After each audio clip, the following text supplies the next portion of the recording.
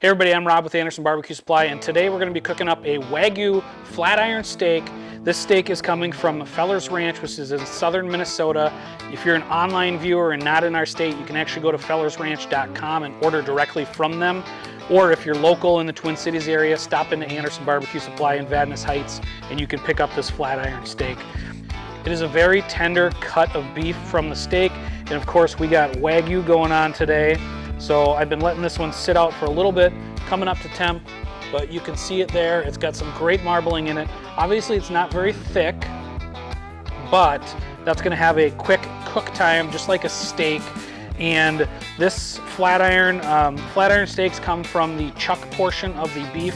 That's gonna be the front shoulder area, and it actually is cut right from one of the shoulder blades. So there's some great marbling in here. Today, because I haven't eaten actually I've never had a Wagyu one, so I'm just gonna keep my seasoning really light with Livia's, which is another Minnesota company. It's a salt, pepper, garlic blend. It's been around forever. We're just gonna go pretty light on it because I wanna be able to taste that beef.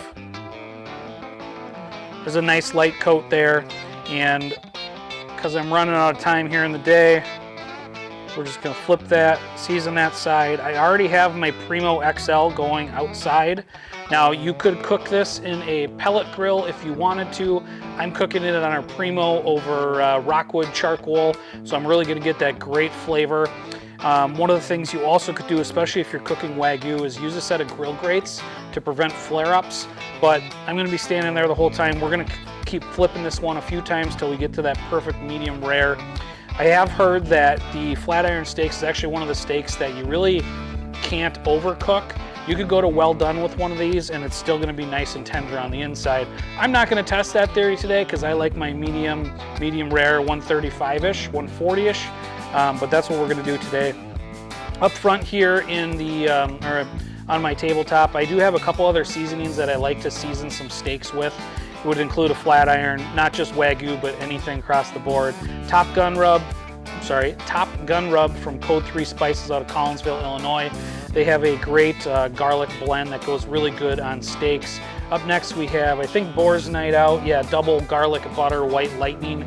Phenomenal on steaks. You can throw it on veggies, you can throw it in your eggs. Next up, Saints and Sinners, which is a Minneapolis or St. Paul company. Their signature seasoning, I love it on wings, but it also goes really good on a steak. And then next up here, I think we have the Bubba from Smokin' Bros Rubs and Seasonings out of Woodville, Wisconsin. The brothers that own this company are correctional officers here in Minnesota, and they donate a portion of all of their proceeds to the Correctional Officers Fund here in the state. And now that I mentioned that, Code 3 Spices down in Collinsville, Illinois, also donates some of the money they earn from their bottles to a charity of their choice as well. So I'm gonna let this flat iron, I'm gonna let the salt and pepper do its work for about the next 20 minutes. And by then the Primo that I have out back here should be going really good. If you're doing this over charcoal, do it over high heat and just keep flipping it, I would say.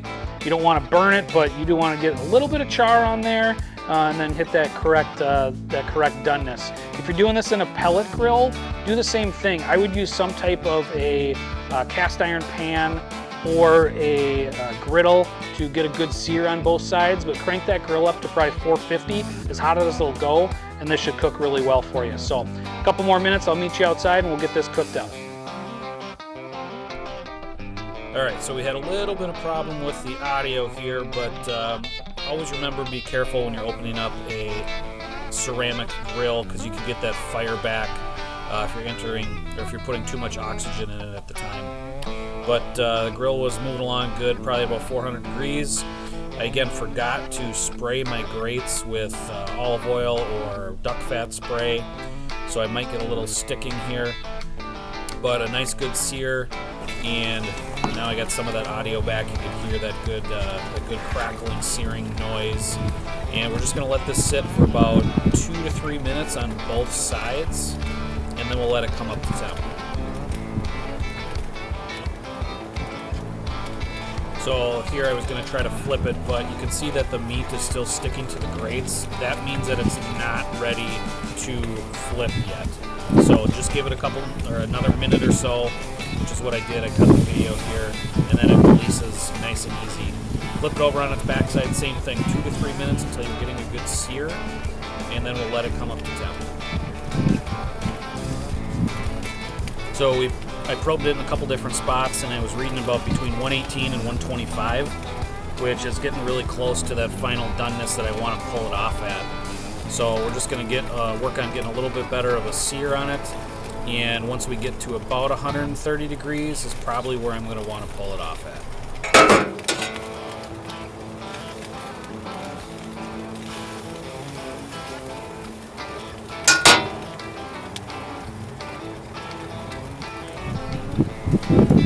So I know we're getting pretty close in temp here. I think I was right at a little over 130 degrees. Initially I wasn't happy with that sear, so I wanted to sear it off a little bit better.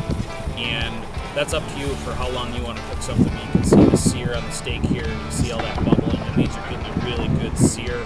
So I just closed the lid on the Primo, give it a few more minutes, come up to temp, and I think I'm going to temp it here.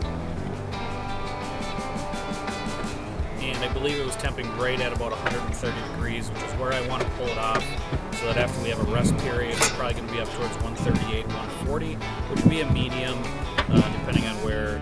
All right, we got that temped, in between 120 and 130. Obviously, there's a couple thinner spots over here, thin spot right around the front. That's okay. This is looking really good, and it smells really good.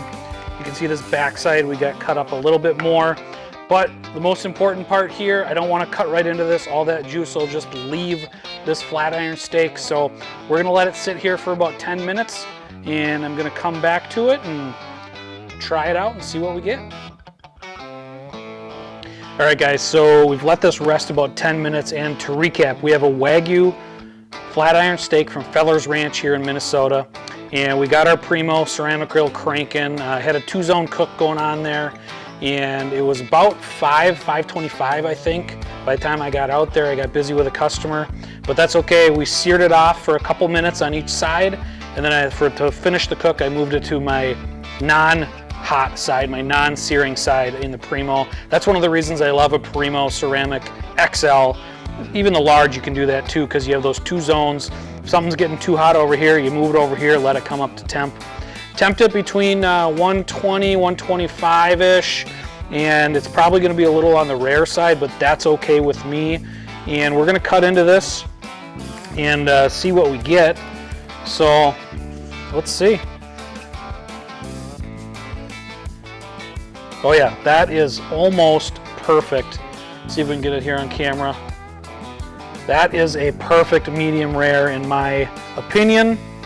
Let's cut one up here. Even this is one from the edge, so that's perfect doneness.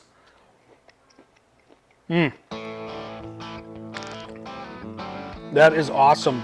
Now, one of the things with cooking, and I'm going to cut it here to show you, that with the flat iron steak, the grains run vertical, up and down in this steak. So the way we had it was like this. So I cut it like this, and obviously this cross section, you're gonna see vertical grains there. Hopefully I'm getting it in the camera. And then I cut it again like this to show you too that vertical grains in the vertical grains. So it doesn't matter which way you cut this. Now a skirt steak, that can matter, but because of where this comes from on the cow, you can cut it any which way you want, and you're gonna get just a perfect cut. This is really good. I'm gonna eat half of this now, take half of this home for my wife later when she gets done work, and hopefully she'll be happy. But this is a flat iron steak. This one's a Wagyu one. You can pick these up at your local butcher or stop into Anderson Barbecue Supply, get one from Feller's Ranch, and you will not be disappointed. This is quickly becoming one of my favorite steaks to cook. Cheers, we'll see you later. Please don't forget to subscribe, tell your friends, share our videos, and we'll keep making them. Thanks for